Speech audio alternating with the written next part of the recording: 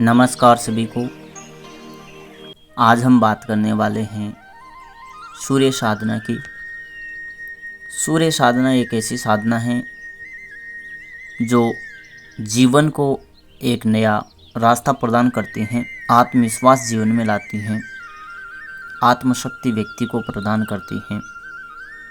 जिन व्यक्तियों को मान सम्मान यश प्रतिष्ठा प्राप्त ना हो रही हो या बार बार असफलता मिल रही हो, बीमारियों ने जिनको घेर रखा हो, शारीरिक बीमारियों की हम बात कर रहे हैं, तो ऐसे में व्यक्ति को सूर्य साधना अवश्य करनी चाहिए। अगर हम समस्त बड़ी बड़ी साधनाओं की बात करके और सोचकर कुछ बताए तो व्यक्ति को चंद्र साधना और सूर्य साधना ये तो करनी ही चाहिए।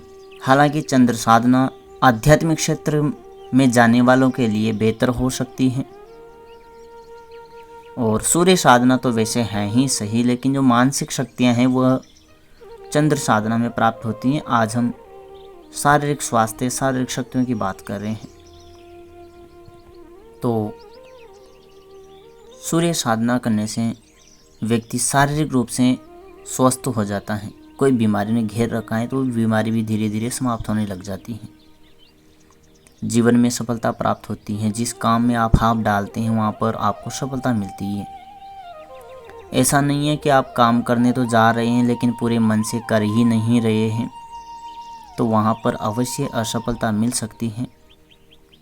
लेकिन जहाँ पर आप अपनी तरफ से पूरी मेहनत पूरा प्रयास कर रहे हैं और आप सूर्य साधना भी करते हैं या सूर्य साधना कर चुके हैं तो आपको सफलता मिलेगी ही सही। असफलता के कोई चांस नहीं है। सूर्य साधना करने से व्यक्ति को सफलता प्राप्त होती है। जीवन में सकारात्मकताएं आती हैं। ज़्यादा ऊटपटांग विचार आने बंद हो जाते हैं। शरीर में शक्ति का संचार होता है। जिनको लगता है कि हमारे शरीर में शक्ति नहीं है, ताकत नहीं है, उनको भी सूर्य की साधना करनी चाहिए। सूर्य साधना से सुख मिलता है। एक अलग ही पर्याय है सुख का, जिसमें आंतरिक सुख महत्वपूर्ण है। कईयों के पास सब चीज़ें हैं लेकिन सुख नहीं है, तो सुख कोई बाहरी नहीं हो सकता। तो सूर्य साधना से सुख प्राप्त होता है, समृद्धि प्राप्त होती है, जीवन में शांति स्थापित होती है। समस्त शक्तियाँ समस्त विद्याएं व्यक्ति को धीरे धीरे प्राप्त होना शुरू हो जाती है अगर वह सूर्य साधना करता है तो। देखो, यहाँ पर हम सिद्धियों की बात नहीं कर रहे हैं, हम साधनाओं की बात कर रहे हैं। साधनाएं हमेशा चलती रहती हैं। सिद्धियाँ 2-5 दिन में पूरी हो जाती हैं, 10 दिन में पूरी हो जाती है, 1 महीने में पूरी हो जाती हैं, लेकिन साधनाएं लंबी चलती हैं। साधनाएं जीवन का आधार होती हैं और जो सिद्धियां हैं वो जीवन की टहनियों के समान हैं, जिनका समय पूरा होते अपने आप टूट टूट के नीचे गिर जाती हैं। लेकिन साधना उस जीवन का एक मूल आधार है और इस जीवन की कोई साधना है तो वह सूर्य साधना है, चंद्र साधना है। आज हम सूर्य साधना की बात कर रहे हैं। ये जितनी भी व्यक्तियों के पास शक्तियां हैं, कुछ बताने वाली, कुछ लोगों को ठीक करने वाली, कुछ गुप्त जानकारियाँ देने वाली, वह सब सूर्य साधना के अंतर्गत आती हैं। व्यक्तियों के नाम पता बताना, आधार कार्ड नंबर बताना, ज़मीन के नीचे की चीज़ें बताना। खैर, ज़मीन के नीचे की तो हम बात नहीं करेंगे क्योंकि चंद्र साधना के अंतर्गत आ जाती हैं। तो एक प्रकार से जितनी भी गुप्त से गुप्त चीज़ व्यक्ति बता सकता है, किसी का नाम पता बता सकता है, घर पे क्या रखा है वो बता सकता है, या कानों में कोई शक्तियाँ बात करती हैं, वो सब शक्तियाँ सूर्य साधना के अंतर्गत ही आती हैं। इन समस्त यक्षिणियों पिशाचिनियों की शक्तियाँ जो है ना, इनके मूल में सूर्य साधना है। वो सूर्य के ही छोटे छोटे अंश हैं, यक्षिणियाँ पिशाचिनियाँ वगैरह वगैरह। तो आज हम उसी सूर्य साधना की बात कर रहे हैं। सूर्य साधना से व्यक्ति को ज्ञान प्राप्त होता है, शक्ति प्राप्त होती है, भौतिक लाभ भी इससे मिलते हैं, शारीरिक लाभ से इससे मिलते हैं, आध्यात्मिक लाभ भी इससे मिलते हैं। सूर्य साधना कोई छोटी मोटी साधना नहीं है। सूर्य साधना करने से मणिपुर चक्र जागृत होता है। और आपने देखा भी होगा मणिपुर पर सूर्य का तत्व स्थापित है या अग्नि तत्व स्थापित है, और अग्नि का मूल कारण सूर्य है। सूर्य चाहे तो सबको जलाकर नष्ट कर सकता है, लेकिन उसी सूर्य का एक अंश है अग्नि, और उसी अग्नि का एक अंश है हमारे पेट में जो अलग अलग अग्नियां हैं, और उनको नियंत्रण करने वाला है मणिपुर। मणि का मतलब है एक चमकदार पत्थर जिसको हम बोल सकते हैं, या मणि यानी कि प्रसिद्धि कर जाने वाली एक चीज़। इसको हम सामान्य भाषा में समझने का प्रयास करें तो एक मणि जहाँ पर होती है वहाँ पर सारी चीज़ें आकर्षित होती हैं, वो कैसी भी चीज़ हो सकती है। और मणि का मतलब है एक प्रसिद्धि, बहुत ही बड़ा पद, मणि इसको कहा जाता है, और उसी मणि का संबंध सूर्य से है। तो व्यक्ति को मान सम्मान मिलता है सूर्य साधना करने पर, यश मिलता है, प्रतिष्ठा मिलती है, व्यक्ति को सिद्धि प्राप्त होती है। सिद्धियाँ अलग अलग, सिद्धि हम बोलेंगे नहीं, सिद्धियाँ प्राप्त होती हैं, प्रसिद्धि व्यक्ति को प्राप्त होती है, शारीरिक स्वास्थ्य प्राप्त होता है। इस वजह से व्यक्ति की दीर्घ आयु हो जाता है, वो दीर्घ आयु हो जाता है। जब व्यक्ति का शरीर स्वस्थ रहेगा तो उम्र अपने आप उसकी बढ़ जाएगी, जीवन में सफलताएं उसे प्राप्त होती हैं, शक्ति का संचार शरीर में होता है, गुणवान संतान प्राप्त होती हैं, ज्ञान बुद्धि विद्या तेजस्विता सूर्य साधना से प्राप्त होती है। और अगर आध्यात्मिक लाभ की बात की जाए तो आत्मशक्ति व्यक्ति को प्राप्त होती है। सबसे बड़ी शक्ति कोई है तो वह है आत्मशक्ति, आत्मा की शक्ति, वह व्यक्ति की प्राप्त होती है, क्योंकि सूर्य का संबंध आत्मा से है, और आत्मा का पिता परमात्मा है। इसलिए सूर्य को पिता भी कहा जाता है ज्योतिष के अनुसार। आत्मबल इससे प्राप्त होता है, आत्मज्ञान की राह खुलती है, आत्मबोध व्यक्ति को होता है, कई बार तो व्यक्ति को आत्म साक्षात्कार भी हो जाता है। ये सूर्य साधना की दिव्यता है और इनकी शक्ति है। सूर्य साधना से व्यक्ति को दिव्य शक्तियाँ प्राप्त होती हैं, उपचार करने की शक्ति प्राप्त होती है, व्यक्ति चमत्कार दिखाने की उसके भीतर क्षमता आ जाती है, व्यक्ति को श्रवण शक्ति प्राप्त होती है, नेत्र ज्योति बढ़ती है, ग्रह नक्षत्रों का जो दुष्प्रभाव उसके जीवन में भरा पड़ा है वो दुष्प्रभाव हटने लग जाता है, और जो ग्रह खराब हैं वही अच्छा परिणाम देने लग जाते हैं। क्योंकि ज्योतिष के अनुसार हम समझे तो समस्त ग्रहों का जो मूल ग्रह है वह सूर्य है, क्योंकि प्रकाश इसी से प्रदान सभी को होता है, सभी को प्रकाश मिलता है। अगर प्रकाश ही नहीं रहेगा तो कुछ नहीं बचेगा। इसीलिए यह एक प्रकाशित शक्ति है जो जीवन के अंधकार को समाप्त करती है। वो अंधकार अज्ञान का भी हो सकता है, बीमारियों का भी हो सकता है, असफलताओं का भी हो सकता है। यह समस्त प्रकार के अंधकार का नाश करने वाला है सूर्य। और इसी सूर्य की हम साधना की बात कर रहे हैं, उस सूर्य के एक तत्व को अपने भीतर स्थापित करने की हम बात कर रहे हैं। सभी चीज़ों के हम तत्व ही प्राप्त करते हैं, भले कोई सी भी हम साधना करें। मूल शक्ति को हम कभी प्राप्त नहीं कर सकते, क्योंकि उतनी हमारे भीतर क्षमता नहीं है। और जब क्षमता व्यक्ति के भीतर आ जाती हैं तो फिर ये चीज़ें बहुत छोटी पड़ जाती हैं। जिनकी हम मूल बात कर रहे हैं वो मूल चीज़ भी आपके समक्ष कण के समान हो जाती है। लेकिन खुद को जागृत करना भी अलग बात है, और उस तत्व को अपने खुद को जागृत करने के लिए पहले हम छोटे छोटे तत्वों का इस्तेमाल करते हैं। आपने देखा होगा एक डॉक्टर जब बीमार व्यक्ति को कोई दवाई वगैरह देता है, सुई के माध्यम से देता है, तो पहले वो टेस्ट करता है कि इसका शरीर इसको संभालने लायक है या नहीं है, फिर उसके बाद वो पूरी दवाई लगाता है। तो उसी प्रकार हमें शुरुआत में जो हम सूर्य साधना करते हैं तो उससे हमारे भीतर शक्ति आती है, और जैसे जैसे हम सूर्य साधना करते रहते हैं तो हमारी क्षमताएं बढ़ने लग जाती हैं। और जब हमारी क्षमताएं बढ़ने लग जाती हैं तो पहले हमें एक तत्व प्राप्त होगा, फिर 2 तत्व प्राप्त होगा, फिर 3 तत्व प्राप्त होगा। इस प्रकार हमारे शरीर में और आत्मा में इतने तत्व स्थापित हो जाते हैं कि व्यक्ति खुद ही देवता तुल्य हो जाता है। यहाँ पर हम थोड़ा सा अपना एक अनुभव जोड़ देते हैं। जब हमने सूर्य साधना की तो एक पीला सा एक छोटा सा बिंदु, जैसे आसमान में हमें तारे दिखाई देते हैं, हालांकि वो तो सफ़ेद दिखाई देते हैं, लेकिन एक पीले कलर का एक बिंदु, एक चमकीला बिंदु उस साधना के दौरान हमारे अनाहत चक्र पर आकर स्थापित हो गया। हमने उसको खुली आंखों से देखा तो वह एक तत्व था, सूर्य का एक तत्व था जो कि आत्मा में स्थापित हुआ। आत्मशक्ति को उसने बढ़ाया, और सबसे बड़ी आत्मशक्ति ही है। बाकी सब शक्तियाँ आत्मशक्ति के समक्ष छोटी चीज़ें प्रतीत होती हैं। और उस सूर्य की साधना से व्यक्ति को आत्मशक्ति प्राप्त होती है। हालांकि जो सूर्य हैं उसका संबंध मणिपुर से बताया जाता है, लेकिन जो तत्व था वह अनाहत पर आकर समाहित हुआ। यानी कि भले ही संबंध हमारे मणिपुर से हो, लेकिन शक्ति शायद वो आत्मा में जाने के लिए अनाहत पर शायद आत्मा का कोई अंश रहता होगा, इसलिए वो अनाहत पर आए।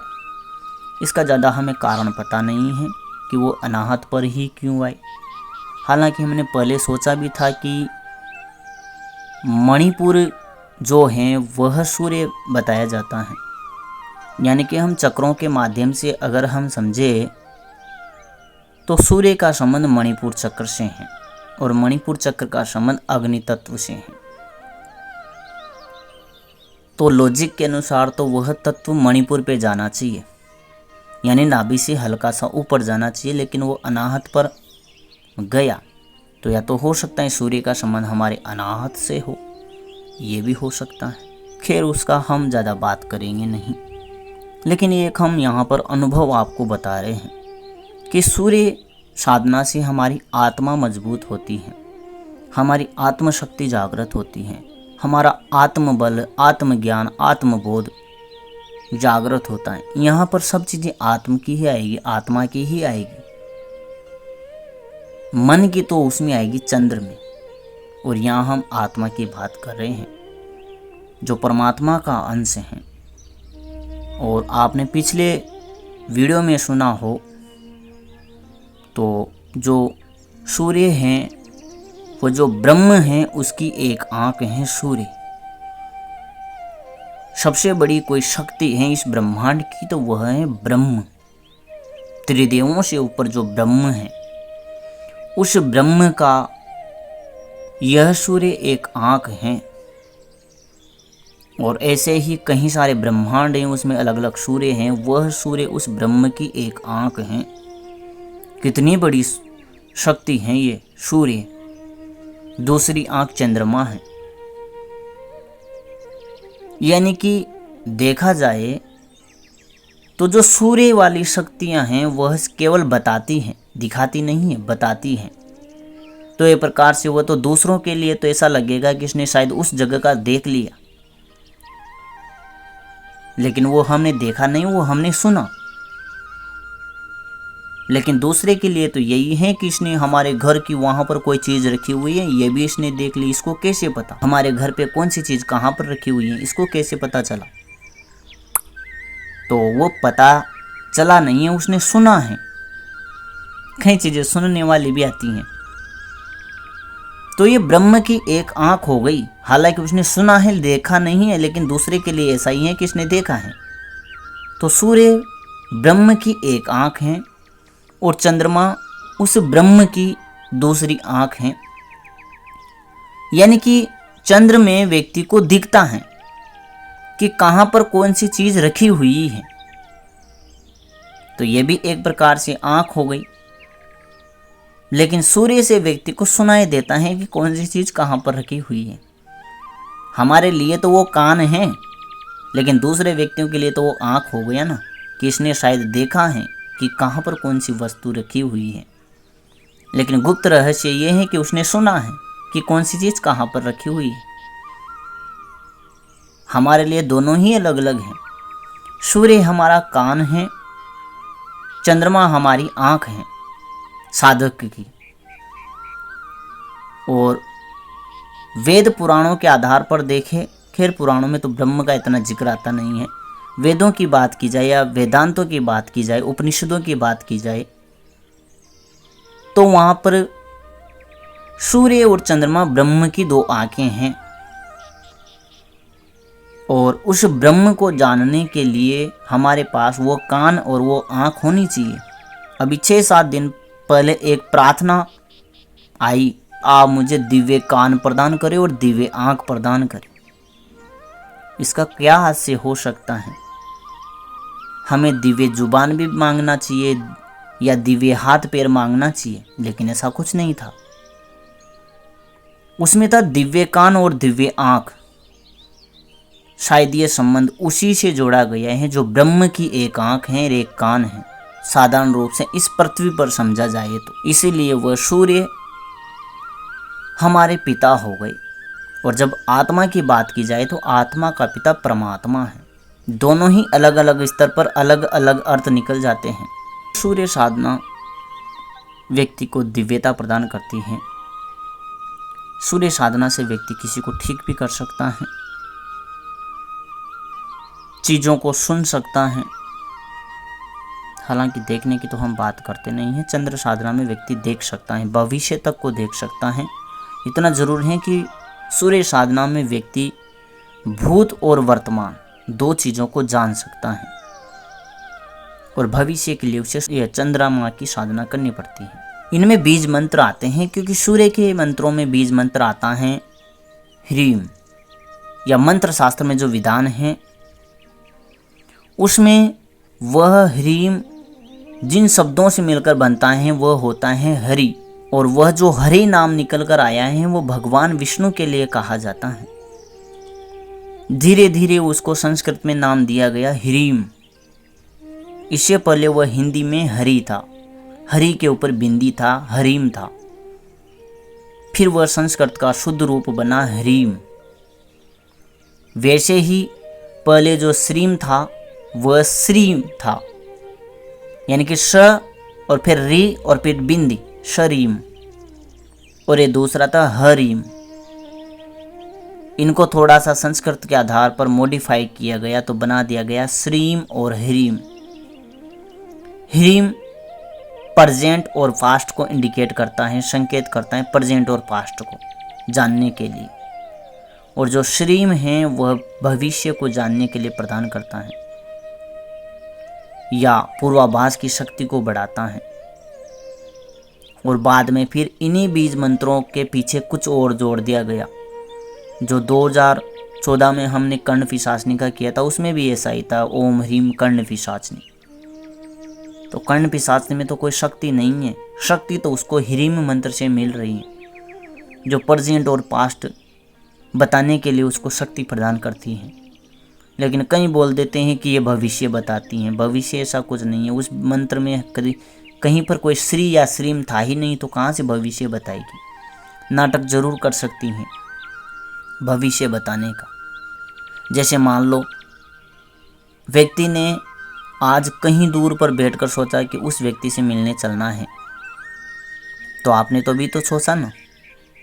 लेकिन वो मुझे अभी पता लगा, लेकिन वो इस प्रकार से पता लगेगा कि अमुक व्यक्ति ने नहीं, अमुक व्यक्ति इतने दिन बाद आपके पास आने वाला है, आने वाला है। ये भविष्य हो गया मेरे लिए।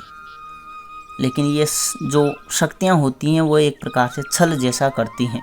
वो हमें ऐसा लगाती हैं कि हम भविष्य की बात बता रहे हैं, लेकिन वो वर्तमान की ही है। भविष्य की कोई नहीं बता सकता। पूर्वाभास हो सकता है खुद के लिए ही वो होता है, दूसरों के लिए नहीं होता है।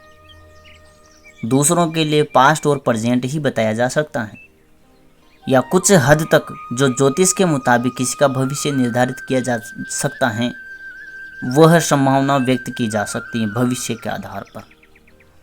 इससे ज़्यादा कोई भविष्य को नहीं बता सकता।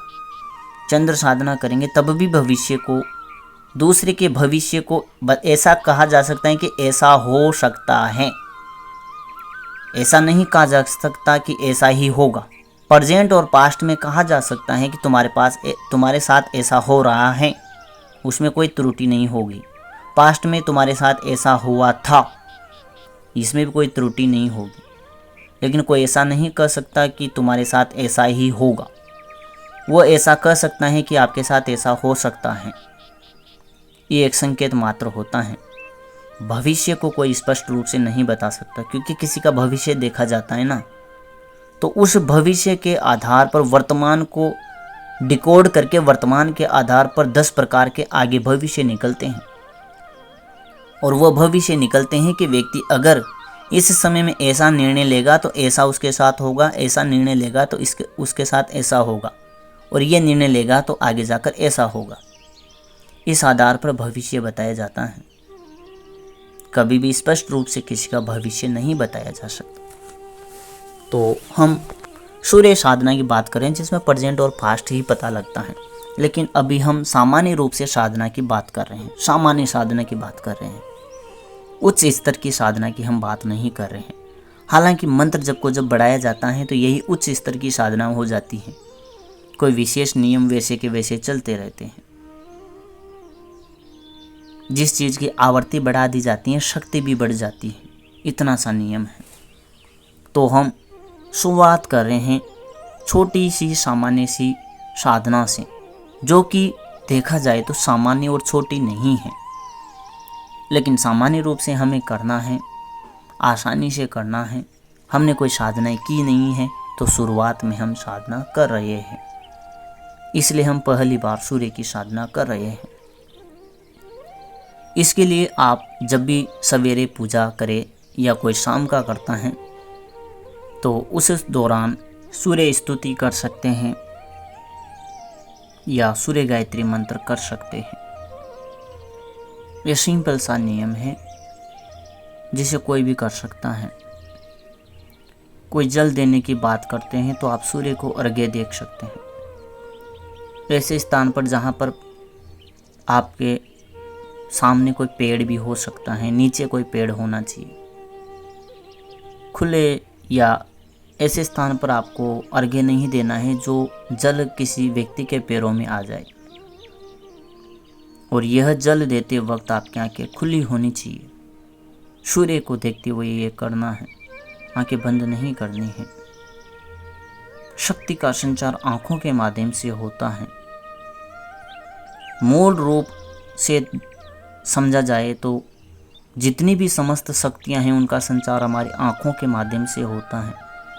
आंख और कान, यही दो चीजें हैं शक्ति प्रवेश की। या तो कान के माध्यम से शक्ति प्रवेश करती है, आंखों के माध्यम से शक्ति प्रवेश करती है। और जो गलत शक्तियां हैं तो वो तो कहीं से भी प्रवेश करती हैं, लेकिन ज़्यादातर आंखों से शक्तियां प्रवेश करती हैं, अच्छी हो या बुरी हो। तो हम तो सूर्य की शक्ति को प्राप्त कर रहे हैं। ये तो सामान्य नियम है, कोई भी कर सकता है। अब बात करते हैं हम साधना की। साधना की शुरुआत आप सुबह भी कर सकते हैं, शाम भी कर सकते हैं, दोनों टाइम भी आप कर सकते हैं। जितना अधिक जप होगा उतना ही ज़्यादा रिजल्ट सामने आता है।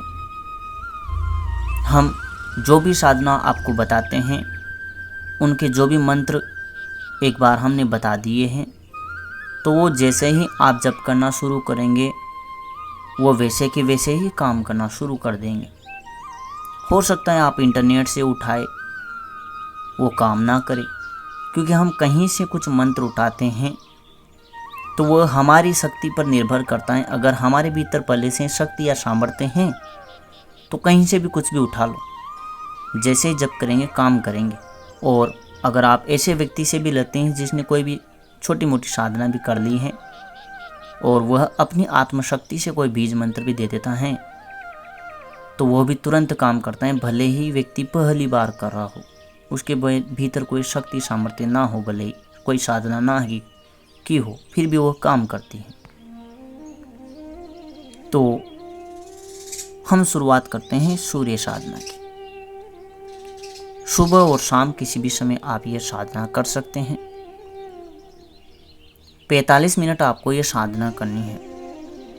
माला ले भी सकते हैं या समय के अनुसार आप कर सकते हैं, क्योंकि ये साधनाएं हैं। साधनाओं में माला मन को भटकने से रोकने के लिए ली जाती हैं।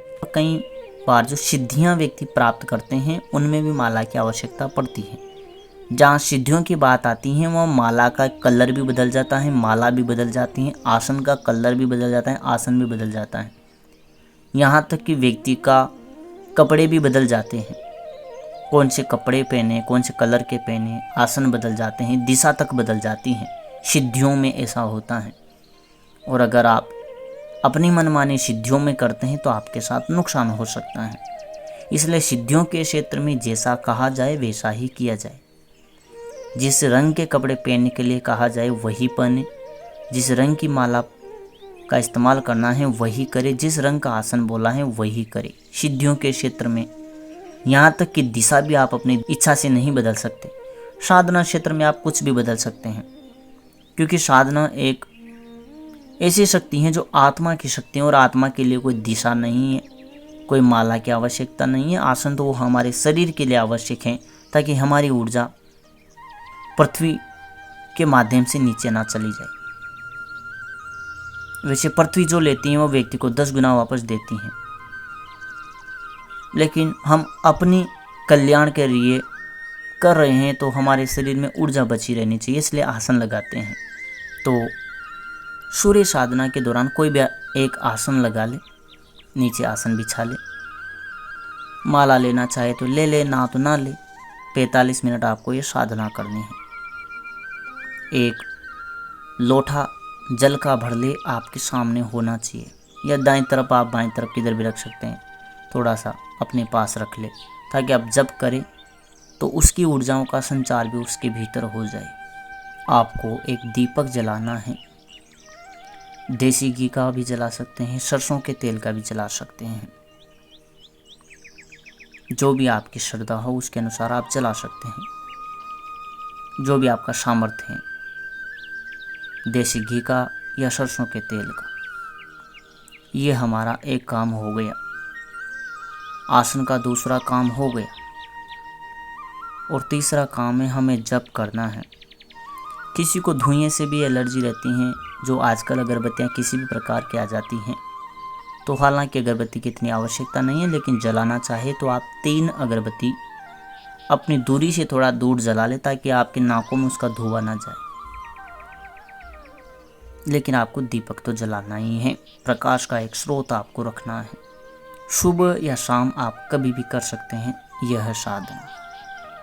आप बीच बीच में फ्री हो जाते हैं किसी काम से, तो आप उस समय भी आप मानसिक रूप से उस मंत्र का जप कर सकते हैं ज़्यादा परिणाम के लिए। क्योंकि हम मंत्र जप करते हैं तो पहले हमारी एनर्जी उस सोर्स से जुड़ती है जिस सोर्स की वह ऊर्जा है। और जब भी ये साधनाएं करते हैं तो हमारे भीतर से जो चीज़ें भरी पड़ी हैं, दुख पीड़ा तकलीफ़ें भरी पड़ी हैं, वह बाहर निकलना शुरू होती हैं। किसी को गुस्सा आता है, कोई चिड़चिड़ा हो जाता है, किसी को रोना आता है, या किसी को साधना ही छोड़ने का मन करता है। कईयों का मन विचलित हो जाता है, तो ऐसी समस्याएं साधनाओं में आती हैं। क्योंकि हमारे भीतर जो चीज़ें भरी पड़ी हैं, साधना का मूल उद्देश्य है पहले रुद्र काम करते हैं, सब चीज़ों को हटा देते हैं, जितनी भी चीज़ें हमारे भीतर हैं। क्योंकि जब तक हमारा पात्र बिल्कुल साफ नहीं होगा, हमारा पात्र खाली नहीं होगा, तब तक हम उसके भीतर कुछ भी नहीं भर सकते। और अगर हम भर भी लेते हैं तो फिर वह पहले से गंदी चीज़ हमारे पात्र में भरी पड़ी है, तो जो अच्छी चीज़ हम डालेंगे वो भी गंदी हो जाएगी। अधिकतर सिद्धियों के क्षेत्र में व्यक्तियों के साथ नुकसान की संभावनाएं रहती हैं, क्योंकि सिद्धियां जब व्यक्ति करने बैठते हैं तो वो सिद्धियां सफाई नहीं करती हैं, सिद्धि वह एक्टिवेट होना शुरू हो जाती है और हमारे मन विचारों के अनुसार वह सिद्धियां फिर काम करती हैं। और साधनाओं में ऐसा नहीं होता है। साधनाओं में पहले आपके मन की, बुद्धि की, चेतना की, आत्मा की, खैर आत्मा की तो कोई बात है ही नहीं। आत्मा तो पहले से विशुद्ध हैं, उसमें तो कोई गंदगी है ही नहीं। तो हमारे मन और विचारों को पहले साधनाएं साफ करती हैं। हमारे भावनाओं में, विचारों में क्या भरा पड़ा है उसको साफ करती हैं, क्योंकि साधना के लिए जो चीज़ें आवश्यक नहीं हैं उनको पहले वो बाहर निकालती हैं। हमारे पात्र को साफ करती हैं साधना। साधना कोई छोटी मोटी चीज़ नहीं है। कोई बोलते हैं फलां साधना करें, वो साधना करें, ये साधना ही करते हैं। देखी जाए तो साधनाएं तो एक ही चलती हैं, लेकिन हमें जब परिणाम मिल जाते हैं तो हमारा कार्य पूरा हो गया तो हम साधनाओं को छोड़ देते हैं। लेकिन मूल रूप से देखा जाए तो साधनाओं को कभी छोड़ा नहीं जाता है। सिद्धियां भी एक समय पर जाकर कंप्लीट हो जाती हैं। साधनाएं कभी ख़त्म ही नहीं होती, साधनाएं तो चलती ही रहती हैं। व्यक्तियों को साधना एक प्रकार से समझाया जाए तो हमारा एक इष्ट देव है, इस प्रकार से हम साधनाएं करते हैं। अगर आप सवेरे साधना करते हैं, सूर्य को प्रणाम करें, जो भी आपको चाहिए उनसे प्रार्थना करिए कि हमें ये चाहिए, हमें इस चीज़ की आवश्यकता है। आप सीधा सूर्य से मांग सकते हैं। यह सूर्य साधना है। ऐसा नहीं है कि सूर्य आपके समक्ष प्रत्यक्ष होंगे या कोई 4 हाथ वाले कोई देवता आपके सामने प्रकट होंगे, ऐसी बात नहीं है। कोई तत्व होगा जो आपके शरीर में समाहित हो जाएगा।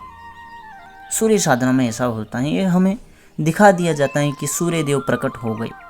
सूर्य तो पहले से ही प्रकट है, और कभी प्रत्यक्ष करते हैं तो हो सकता है हो भी जाए, लेकिन हम इतना थोड़ा तेज हैं उनका, तो हमें पहले सक्षम बनना पड़ता है। लेकिन जहाँ तक हमारा मानना है सूर्य प्रत्यक्ष है, उनको बस प्रणाम करो। कोई ग्रह मानता है तो ग्रह की तो कोई साधना होती नहीं है, देखो सीधी सी बात है। और सूर्य को हम भगवान मान रहे, प्रकाश के देवता मान रहे हैं, तो उन्हीं से हम सीधा प्रार्थना कर सकते हैं। जो आपको चाहिए आप मांग सकते हैं। रात में आप साधना कर रहे हैं तो रात में आप जो दीपक जला रखा है उसी को सूर्य मानते हुए उसी से प्रार्थना करें, उन्हीं से मांग ले। और जब सवेरा हो जाए तो उनको प्रणाम कर लो, उन्हीं से सब कुछ मांग लो। सिंपल सी बात है। आपको क्या क्या चाहिए सब सूर्य की साधना करते हुए मांगते रहो, मांगते रहो, मांगते रहो, साधना करते रहो। जब आपकी मांगे पूरी हो जाए तो समझ लेना भाई हमारी साधना पूरी हो गई। और तो इसका अंत तो हम कहाँ पर करेंगे। आपके जीवन में जो आवश्यकताएं हैं उनकी ये पूर्ति करती हैं सूर्य साधना। सूर्य सिद्धि अलग चीज़ है, सूर्य साधना अलग चीज़ है। सिद्धियां हैं कि आपने कोई डिग्री ले ली है, और साधना है आप अध्ययनरत हैं। तो आप अध्ययनरत हैं, उसमें आपको क्या चाहिए, क्या अनुभव चाहिए, सब आपको मिल सकते हैं। डिग्री में जो आपने प्राप्त किया है उसका इस्तेमाल करना डिग्री है, यानी कि सिद्धि है। और साधना यानी आपका प्रगति में आप चल रहे हैं, किसी चीज़ का अध्ययन आप कर रहे हैं तो उसमें अनुभव होते रहेंगे, होते रहेंगे। आपको कुछ चाहिए तो वो भी आपको मिलता रहेगा। यह सूर्य साधना है। सिद्धियों से हम कुछ ज़्यादा मांग नहीं सकते। सिद्धियों का सिद्धांत है आप दो तो आपको मिलेगा। साधनाओं का सिद्धांत ऐसा नहीं है कि आपको देना पड़ेगा फिर ही मिलेगा। हालांकि देना तो पड़ता है, अपना मूल्यवान समय देना पड़ता है। साधनाएं भक्ति सिद्धांत के अंतर्गत आती हैं और सिद्धियां शक्ति सिद्धांत के अंतर्गत आती हैं। शक्तियों में आपको कुछ देना पड़ता है, यानी कि एक प्रकार से ऐसा है कि कुछ लो और बदले में कुछ दो। ये शक्ति सिद्धांत में चलता है, सिद्धियों के क्षेत्र में चलता है। और साधना क्षेत्र में ऐसा कुछ नहीं है। हमारे पास ऐसा है ही क्या अपना जो हम दूसरों को दे सकते हैं। अगर हम साधना कर रहे हैं तो हम देंगे क्या, अपने इष्ट को क्या देंगे। हम तो उल्टा उनसे मांगने के लिए साधना कर रहे हैं। देने के लिए करते तो क्या हम साधना करते? नहीं। तो साधनाएं आप प्रार्थना कर रहे हैं, आपके जीवन में जो आवश्यक है आपको चाहिए तो आपके जीवन में आता है, प्राप्त होता है। सिद्धियों के क्षेत्र में ऐसा नहीं है। सिद्धियां तो एक डिग्री है, आप हमेशा यूज करते रहो उस डिग्री को, जिसमें आपका कोई कार्य आपको करवाना है तो आपको बदले में कुछ देना पड़ेगा। नहीं देंगे तो वो भी सिद्धियां कोई हमारी गुलाम नहीं है जो हमारे लिए ऐसा करेगी। उनको कुछ चाहिए ही होता है। वो लेन देन का हिसाब रहता है सिद्धियों में। और साधनाओं में आप देना चाहे तो एक पंखुड़ी भी आप दे सकते हैं, एक छोटा सा पत्ता दे सकते हो। क्या दे सकते हो साधना के क्षेत्र में? आप भगवान को दे ही क्या सकते हैं हम? इतना क्या हमारे भीतर सामर्थ्य है कि हम कुछ दे सके? अगर हम एक गुलाब का फूल भी दे रहे हैं तो वो गुलाब का फूल भी प्रकृति का है, हमारा कहाँ है? हमने अपने से उत्पन्न किया ही क्या है जो हम दे सकते हैं? और हमने कुछ उत्पन्न किया है तो वह है प्रेम। आप अपने इष्ट को, अपने भगवान को प्रेम के अलावा कुछ भी नहीं दे सकते और उनको प्रेम के अलावा कुछ चाहिए भी नहीं। भक्ति हम कर सकते हैं उनकी, हम भक्ति करते हैं, कुछ प्रेम करते हैं, तो हम प्रेम के अलावा कुछ नहीं दे सकते। कोई हम कुछ चीज़ दे रहे हैं तो कहाँ से ला रहे हैं? वो तो सिद्धियों के क्षेत्र में तो देना पड़ता है। प्रकृति की चीज़ों को ही हम उनको देते रहते हैं, अलग ही हिसाब है ये। तो आप ये सूर्य साधना कर सकते हैं। आपको कुछ चाहिए, आप सीधे भगवान से बोलो, सूर्य से बोलो। अगर आप सूर्य को एक ग्रह भी मानते हैं, देवता नहीं मानते हैं, ग्रह भी मानते हैं, तो उस प्रकाश से भी आप प्रार्थना कर सकते हैं। वो प्रकाश भी किसी ना किसी का तो होगा ना। और प्रकाश जो है वो ईश्वर का प्रकाश तो होगा ना। अगर हम भगवान भी ना माने तो हमारे प्रत्यक्ष दिखने वाली चीज़ें क्या हैं हमारे पास? वही पंच तत्व हैं, सूर्य हैं, चंद्रमा हैं। कभी कभी शुक्र ग्रह भी दिख जाता है। जब हम सवेरे जल्दी उठ जाते हैं तो शुक्र ग्रह दिख सकता है। ये तीन ही तो ग्रह हम खुली आंखों से देख सकते हैं। बाकी सबको देखने के लिए तो फिर आंखें बंद करनी पड़ती हैं, तब दिखते हैं। लेकिन ये तीन तो हैं जिनको हम देख पाते हैं। तो आपको कुछ चाहिए, प्रार्थना करो सूर्य से, उनसे मांगो, उनकी साधना करते रहो, मिलते रहेगा। कुछ चाहिए ही नहीं और तो क्या चाहिए? जीवन में जो चाहिए वो आपको मिलता रहेगा। चमत्कार की दुनिया में आप जाना चाहते हैं तो फिर सिद्धियों के क्षेत्र में पड़े। जिन्होंने सूर्य सिद्धि कर रखी है उनसे करें। और अगर हम यहाँ पर बीज मंत्रों का थोड़ा सा एक चीज़ बताएं आपको, तो जो ये सूर्य साधना है इसका है ह्रीम बीज मंत्र, जिसको कई व्यक्ति समोन साधना कहते हैं। आपका निर्णय क्या है, लक्ष्य क्या है, उसके आधार पर ये बदलते हैं। मुख्य रूप से तो देखा जाए तो यह बीज मंत्र हैं। सूर्य साधना भी हम सूर्याय नमः ही कर सकते हैं। लेकिन हमें कुछ चीज़ें जल्दी चाहिए तो फिर हम बीज मंत्रों का इस्तेमाल करते हैं। बीज मंत्र एक विस्फोट शक्ति है जिसके भीतर एक वृक्ष समाया हुआ है और उस वृक्ष के कितने फल आ सकते हैं और उन फलों में भी कितने बीज और निकल सकते हैं। इसलिए बीज मंत्रों की साधना हमेशा बढ़ती ही जाती है, बढ़ती ही जाती है, क्योंकि समस्त बीज मंत्र शक्ति के ही अंश हैं और शक्ति हमेशा बढ़ती ही है, घटती नहीं है। शक्ति का सिद्धांत ही बढ़ना है, इनके घटने का कोई चांस नहीं है। आपके पास एक आम की गुठली है, जमीन पे दबा दिया आपने उस गुठली को और समय समय पर आपने उसे पानी दिया, खाद बीज दिया, यानी कि बीज मंत्र का जप किया, तो उससे एक पौधा निकलेगा, पौधा बड़ा होगा, एक वृक्ष बन जाएगा। और उस वृक्ष में कितने फल आएंगे, उनसे कितनी गुठलियाँ निकलेगी, ये बीज मंत्रों की साधना होती है। आप मंत्रों की साधना कर सकते हैं, मंत्रों की साधना एक फल देती है, लेकिन बीज मंत्रों की साधना अखंड फल देती है जो कभी खंडित ही नहीं होता है, बढ़ता ही जाता है। जितना आप करते हैं उतनी ये ज़्यादा बढ़ जाती है, क्योंकि ये बीज मंत्रों की साधना है। इसलिए कभी गलत मंत्रों की, हमें बीज मंत्र में गलत चीज़ें जोड़कर कभी साधना नहीं करनी चाहिए, क्योंकि ये चीज़ें बढ़ाती हैं, घटाती नहीं है। बीज मंत्र आपने शुरुआत में तो देखा था एक ही बीज है, लेकिन जब आप साधना करते हैं किसी गलत मंत्र की तो वही बीज फिर बढ़ जाता है। समस्या एक थी, अब हजारों समस्या हो गई। इसलिए इनमें ध्यान रखा जाता है बीज मंत्रों में। इसलिए हम यहाँ पर बीज मंत्रों में सूर्य की साधना कर रहे हैं, जो जीवन में सफलता स्थापित करते हैं। आत्मशक्ति, आत्मबल, आत्मज्ञान, आत्मबोध व्यक्ति को प्रदान करती हैं। व्यक्ति के भीतर उपचार क्षमता जागृत करती हैं। सिद्धि, प्रसिद्धि, मान, सम्मान, यश, प्रतिष्ठा, सुख, शांति, सौभाग्य, ये चीज़ें प्राप्त होती हैं सूर्य साधना से। एक थोड़ा सा हम अनुभव आपको यहाँ पर बताए। खैर इस अनुभव को बताना तो नहीं चाहिए, लेकिन फिर भी ब्लॉग में बता सकते हैं। अब यहाँ पर कितना इसको बताना उचित होगा, क्योंकि देखो कहीं जिनको जिज्ञासा है वो जानने का प्रयास करते हैं, जिनको जिज्ञासा नहीं है वो कुछ भी फिर कुछ भी लिख सकते हैं।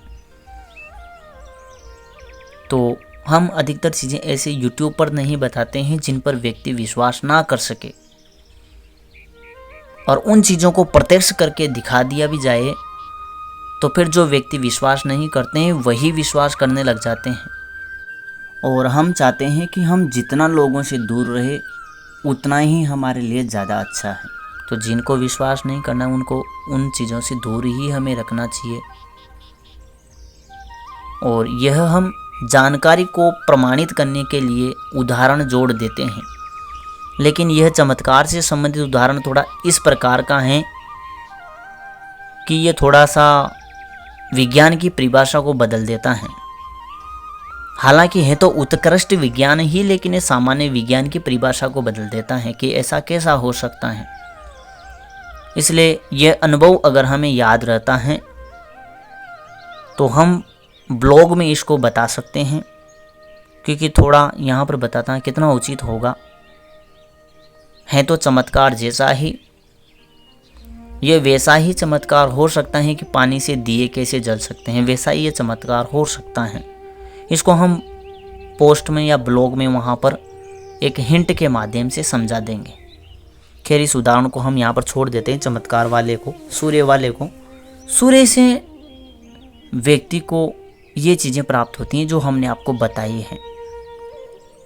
यानी कि सूर्य की साधना भौतिक लाभ भी प्रदान करती हैं और आध्यात्मिक लाभ भी प्रदान करती हैं। हाँ, एक उदाहरण जोड़ने लायक तो हैं, तो उसको तो हम बता सकते हैं कि सूर्य साधना से व्यक्ति की जो सूक्ष्म शरीर की गति है वो बहुत ज़्यादा तीव्र हो जाती है। यानी कि एक ही सेकंड में आप किसी भी ग्रह को पार कर सकते हैं, इतनी क्षमता व्यक्ति की जो सूक्ष्म शरीर है उसमें आ जाती है क्षमता। जैसे हम सोचते हैं ना मन में, एक सेकंड में दिल्ली चले गए, एक सेकंड में कहीं और चले गए, तो उस प्रकार से हमारे सूक्ष्म शरीर में गति आ जाती है सूर्य साधना से। और जहाँ तक हमने अनुभव किया है, जो यक्षिणियाँ, योगिनियाँ ये होती हैं, इनकी भी इतनी गति नहीं होती है जितनी हमारे सूक्ष्म शरीर की सूर्य साधना करने के बाद हो जाती है। एक योगिनी से हम आकर्षित होकर हमने अपने सूक्ष्म शरीर की गति को उसको दे दिया था, तो हमें उनको बोलना पड़ा अब इस दिशा में मोड़ना है, इधर चलना है, उधर चलना है, सामने चलना है।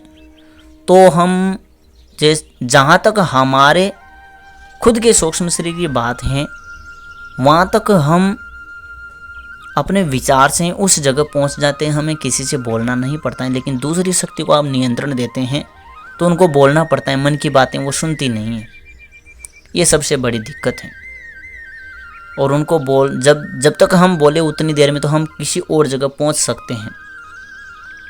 तो यहाँ पर इतना ज़रूर पता लगता है कि जो यक्षिणियाँ, पिशाचनियाँ, योगिनियाँ, जितने भी दिव्य शक्तियाँ हैं उनकी गति भी इतनी नहीं होती है जितनी गति सूर्य साधना करने के बाद व्यक्ति के सूक्ष्म शरीर की हो जाती है।